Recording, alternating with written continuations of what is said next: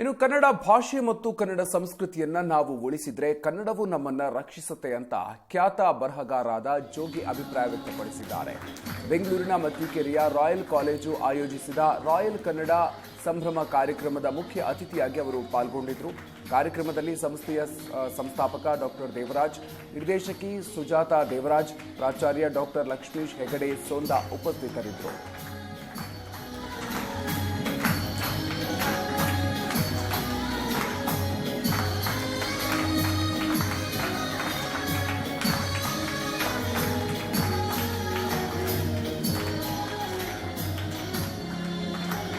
ತಂದೆ ಹೇಳೋ ಹಿರಣ್ಯಕಶಿಪುನ ಸ್ಮರಣೆ ಮಾಡುವಂತ ತಾಯಿಗೆ ಹರಿಯ ಸ್ಮರಣೆ ಮಾಡಲಿಕ್ಕೆ ಆಸೆ ಇರುತ್ತೆ, ಮಗನಿಗೂ ಹರಿಯ ಸ್ಮರಣೆ ಮಾಡಬೇಕು ಅಂತ ಆಸೆ ಇರುತ್ತೆ.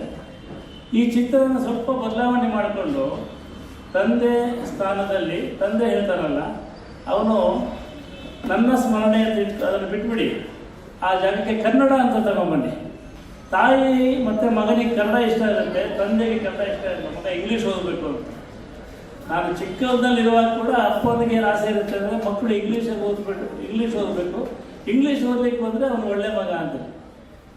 ಆದರೆ ನಾನು ಬಹುಶಃ 8ನೇ ಕ್ಲಾಸ್ ಓದ್ತಿದ್ದಾಗ ನಮ್ಮ ಊರಲ್ಲೊಬ್ಬರು ಇನ್ನೊಬ್ಬರು ಕತೆ ಕೇಳ್ತಾ ಇದ್ದೆ ನಾನು. ಅವರು SSLC ಓದ್ತಿದ್ದಾಗ ಬಹಳ ಕಷ್ಟ ಇದೆ, ನನಗೆ ಇದು ಓದೋಕ್ಕಾಗಲ್ಲ ಅಂತೇಳಿ ಊರು ಬಿಟ್ಟು ಮೈಸೂರಿಗೆ ಓಡಿ ಹೋಗ್ತಾರೆ.